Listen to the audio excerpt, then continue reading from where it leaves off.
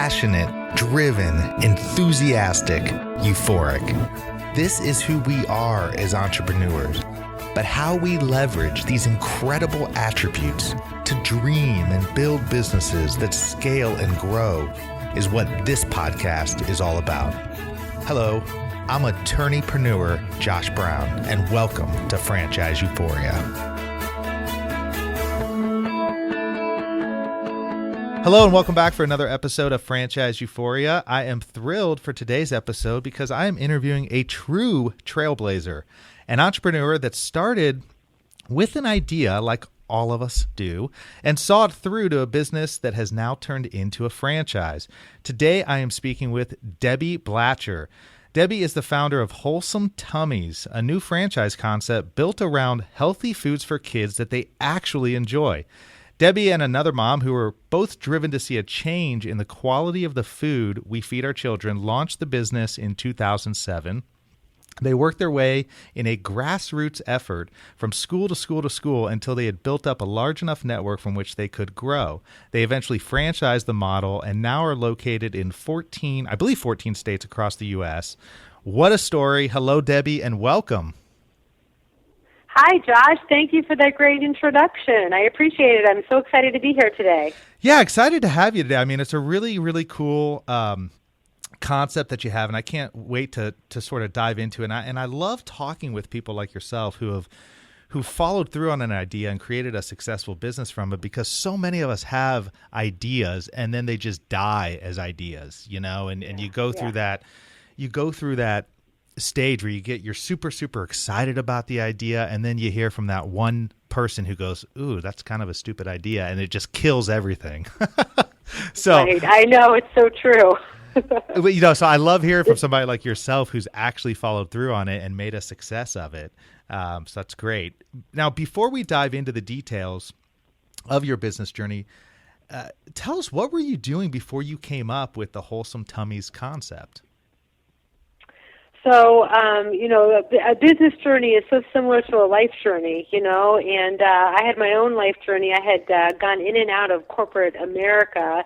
I was a good little student. My parents raised me to, go to college and go out and get a nice, secure job, which is what I did, and found that it was really not very fulfilling for me, and I didn't really understand why. So early in my career, I studied human resources, and I worked my way up to a point where I was leading a team of people and reporting directly to the CEO of a company, but it still wasn't really fulfilling for me. So I started actually just changing jobs, going from a large Fortune 500 company to a middle market company, and then my last job before I left to have kids was a startup. And I was the 22nd employee hired, and I stayed with the company for 4 years and until we got to 150 employees. And I realized that was exactly what my niche was getting involved with something at the ground floor and taking it up out of the ground. So that's what I was doing. I was doing that for several years, and then I decided to have kids, and I went on the mommy track, and right before I founded Wholesome Tummies, I had just found out I was pregnant with my third child, and I was just getting ready to re-enter the workforce in some capacity. I just wasn't sure what it was, so I was doing some part-time consulting at the time, and my neighbor and friend of I and myself came up with the idea, just seeing that we were so pushed for time, being parents and getting back to work and trying to juggle it all, and we thought other moms could use a break just like we could. Well, I think it's interesting because, you said you weren't finding yourself fulfilled in a job, and so you were changing jobs, and that really so resonates with me because I was doing the exact same thing, going from law firm to law firm to law firm, and always thinking to myself, what is wrong with me? I'm having success at these firms, things are going well, and then it's almost like a self-sabotaging or just like I would just lose interest. Were you having that same feeling? I mean, because it wasn't until I actually launched my own business that I look back on that and go, those were some of the signs that I didn't realize at the time, but I realize it now that we're saying, Josh, you got to go do your own thing. Yes, I know. There's no rule book for life, is there? So you go through school and you follow many times other people's expectations of what you should do, and kind of fall into this path, and not knowing yourself well in your early 20s. You don't really know what you're doing when you make these kinds of decisions. And I agree with you. I think those were some early signs, and certainly didn't recognize it at the time. I just knew that it wasn't a good fit for me for whatever reason, and decided to move along. But it was certainly frustrating. But I can't tell you, since starting my own business, how exhilarating it is, because it's just so right. I mean, it's one of those things where they say, follow your passion and the money will follow, or do what you love and the money will follow. And it's just one of those things where I love what I'm doing, and I wake up every morning thinking about it. I go to bed at night, and in the middle of the night sometimes wake up with ideas, and this is 7 years later. So I agree with you. Those were warning signs, and I think budding entrepreneurs, if they feel those kinds of things, they probably need to make a change. Well, so now you had said the last company you were at you started as what, the 20th or 25th employee? Yes, 22nd employee. Yes, sir. Yep. Okay, and then you grew that. What capacity did you play, or what capacities or roles did you play in that company as it grew? So I think at that level, you really do a little bit of everything, which is what I love about small business. You learn about so many different areas of the company. And I was hired based on my background in human resources. So I was hired as their first human resources director. And in that role, I was part of the executive management team. So, I brought on some of the other leaders in the company with my recruiting background, and then really helped to shape the core values and vision and purpose of the company. The CEO of that firm was he's a wonderful man, and he really wanted to create a different kind of company. And so we spent a lot of time exploring the book, Built to Last. I don't know if you're familiar with that one. A fantastic business book. And we looked at Jim the Collins of that book. Yes, yeah. Correct. Love Amazing. That book. Yeah. So we looked at, defining what our core purpose is and our core mission, our core vision, and getting everyone's buy-in on that. So that was a big part of what I did in addition to creating the infrastructure for the company to grow. So, since I had played a role in larger companies, I knew how important those systems were, and getting that infrastructure standardized so that everyone could kind of follow the same procedures and processes, and everything would be streamlined, and you get to the point where you have repeatable and predictable results, which of course you need to really grow your business. See, now you're speaking the franchise euphoria language. Yeah. Systems, process, I thought you liked that. repeatable. I mean, that's awesome. We love that. I love hearing that. I mean, so let's talk about that jump, and let's talk about what it was like for you going from the idea stage of, providing healthy food for kids and getting them off the junk train, but realizing that obviously, I mean, you realize that you can't really force kids to eat stuff. Anybody who has kids know they sort of eat what they eat, but you can maybe train them a little bit. But how did you go from the idea stage and then actually turn that corner into a viable business? Yeah.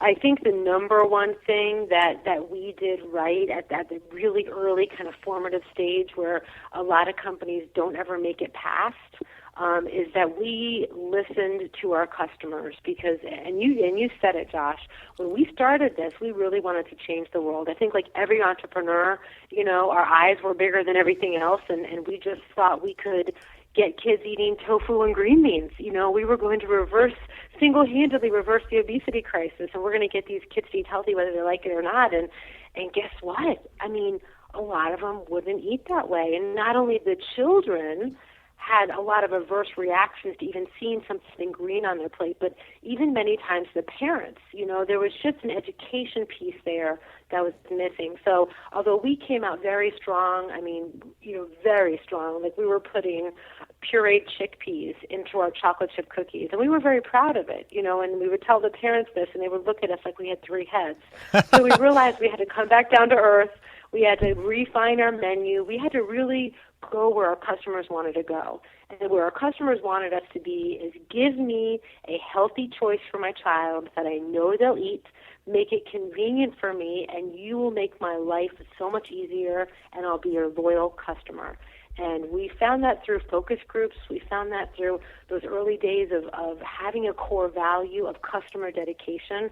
So whatever it took to right or wrong. When we had a dissatisfied customer, we bent over backwards to understand what the issue was, how could we fix it, and it was really through that process of working with our customers that got us over that hump, because we became the kind of company that they needed us to be. You know, it wasn't the company that we wanted to be, it's what they needed us to be. And I think that was huge. No, but that's really smart. I mean, that's really smart. And so many entrepreneurs don't do that and don't figure that out until they go bankrupt once or twice, and then they figure it out.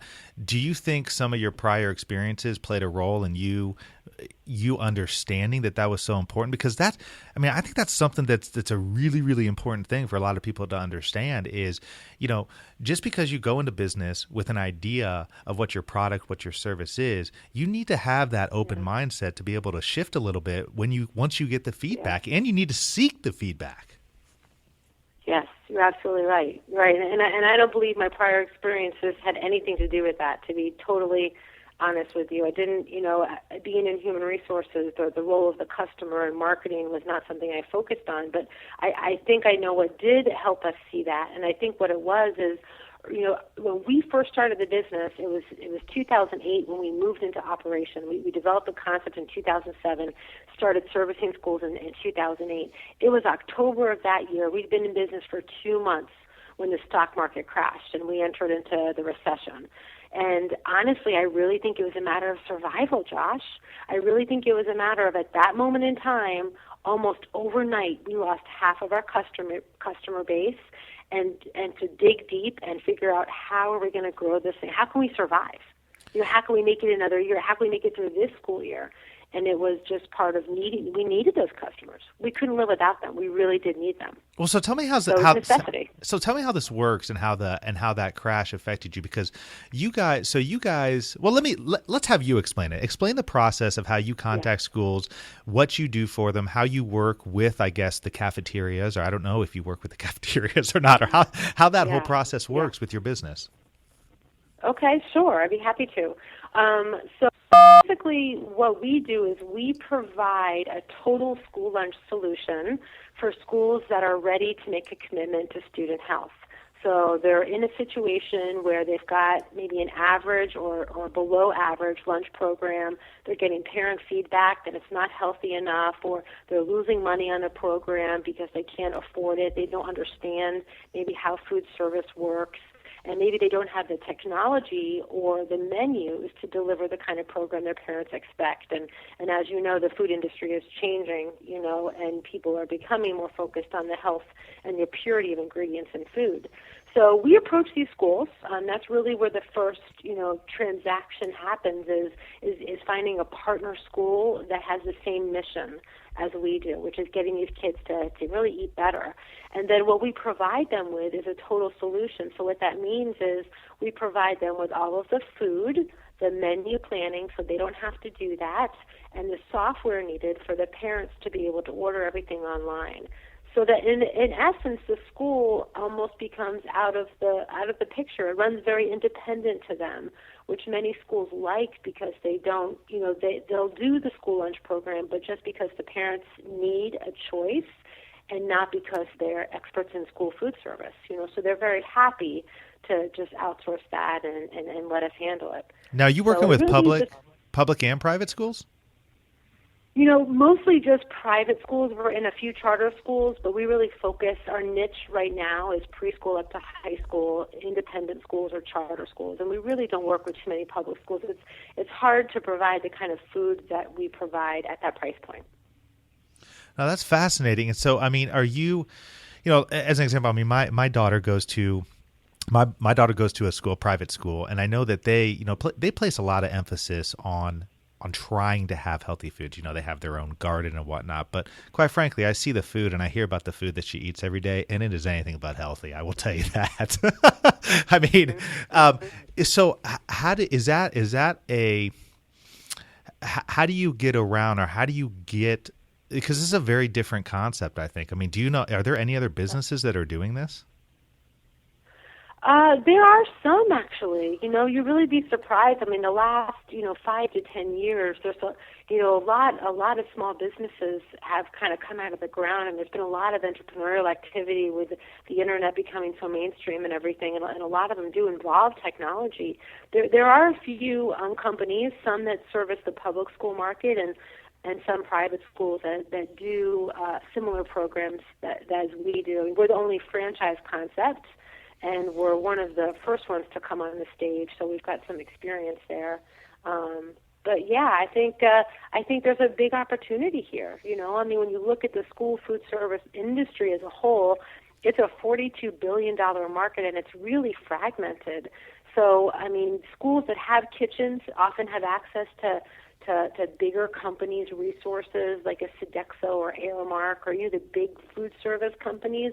But those that do not have kitchens often are turning to fast food or local restaurants to be their lunch program. And that's unfortunate because, of course, then these kids are eating fast food 5 days a week. So it's a really interesting market. Oh no, that really, what you just said really kind of struck a chord a little bit. I didn't even think about that. I'm just sitting here assuming that most of these schools have kitchens, and so I thought maybe that was going to be something, a hurdle to have to overcome, sort of get by the gatekeeper. How do you get in there and offer this kind of service? Which it sounds fantastic, but I guess it'd be a little bit easier, right, if they don't have an actual kitchen.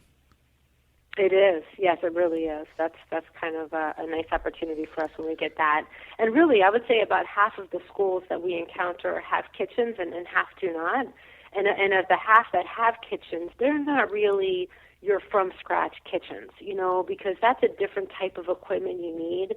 A lot of the schools that have kitchens, are just equipped for kind of a heat and serve operation. So they're buying, frozen product, and they're reheating and they're serving it to the kids. So, some of the things I see when I go into some of these schools that don't really have a strong program is, I like to call it a sea of brown. When you look across the cafeteria line, there's a fried chicken patty on a white bun with tater tots, and maybe canned peaches and syrup. And that's what the kids are getting. There's no color.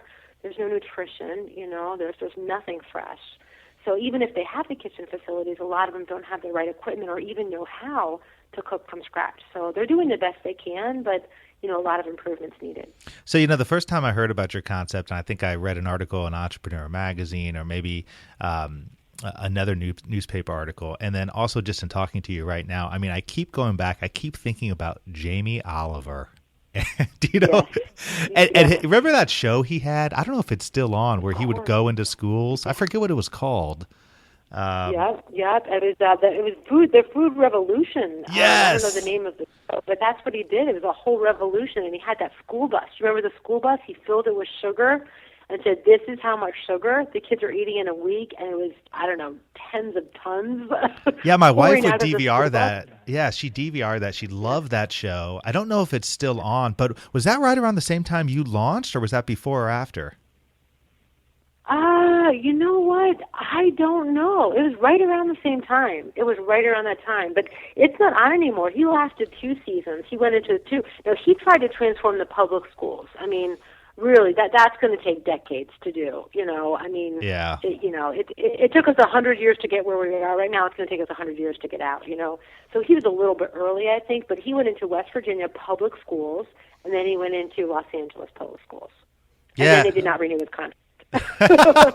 I know that was a battle he should not have picked, but well, listen, I want to turn to the whole franchise aspect, and I'm really fascinated by this. And so a lot of businesses, when they turn themselves into franchises, the entrepreneur behind it first gets the idea because somebody approaches them and says, "Hey, are you a franchise? Are you selling locations?" And a lot of times an entrepreneur will go, "Ooh, that sounds interesting. Let's look into that." But they didn't really think about it ahead of time. I'm curious, did you always have an idea that you wanted to franchise this model, or is this something that came up as you became more successful?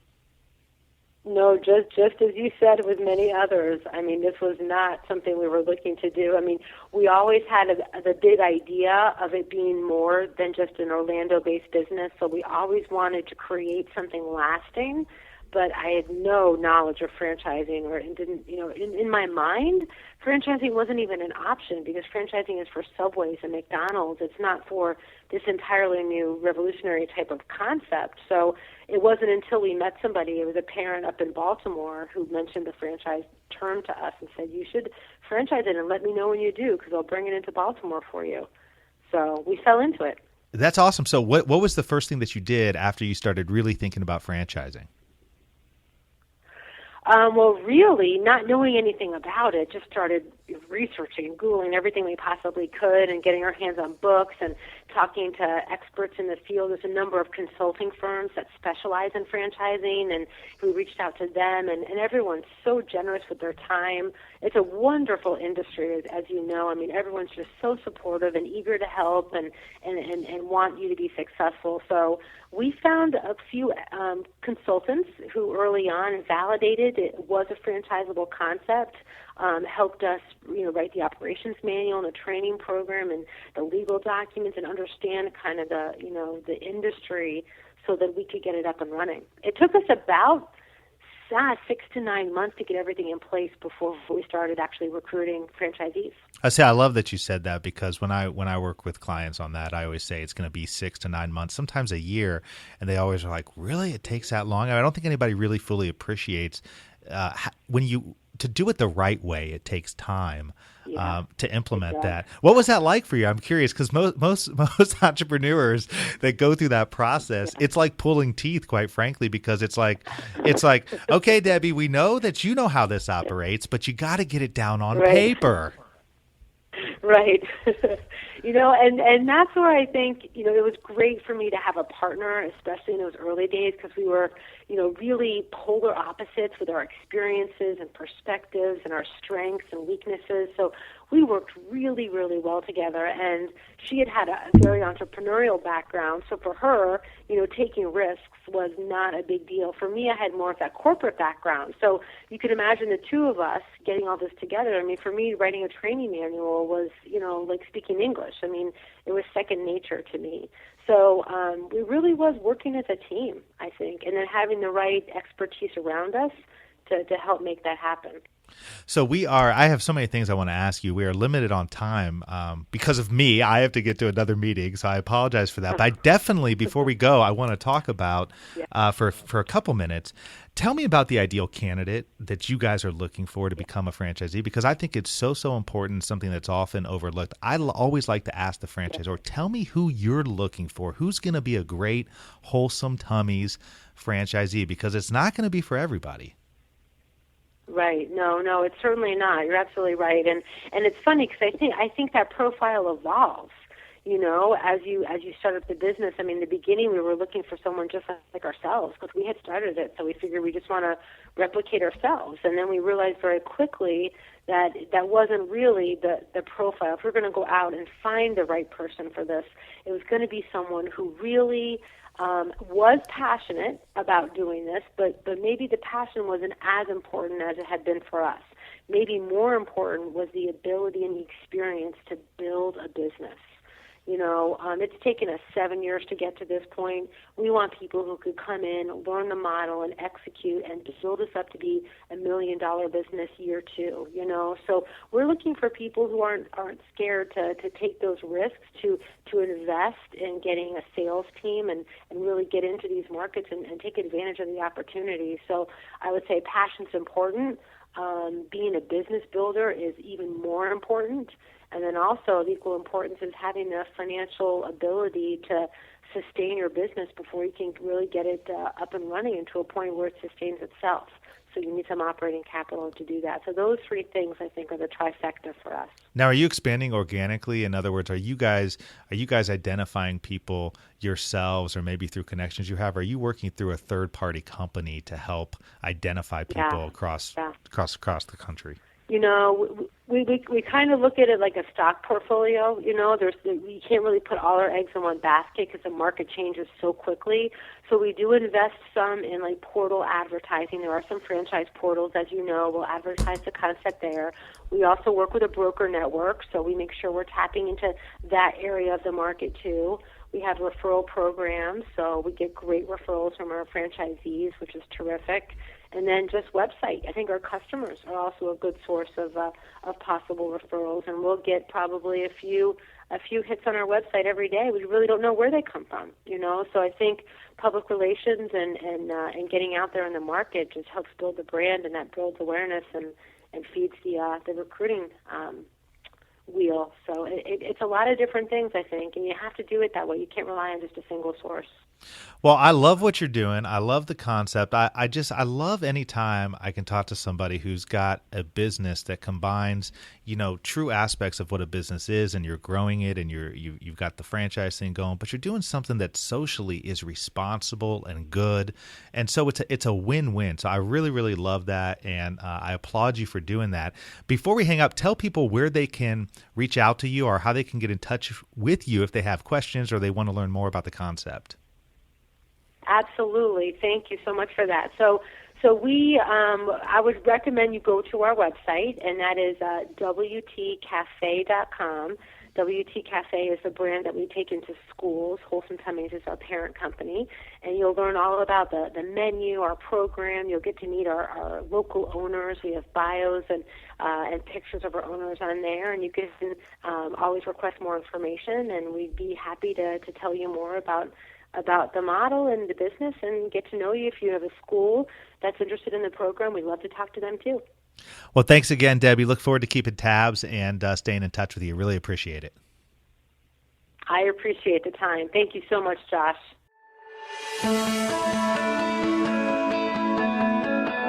Passionate, driven, enthusiastic, euphoric. This is who we are as entrepreneurs.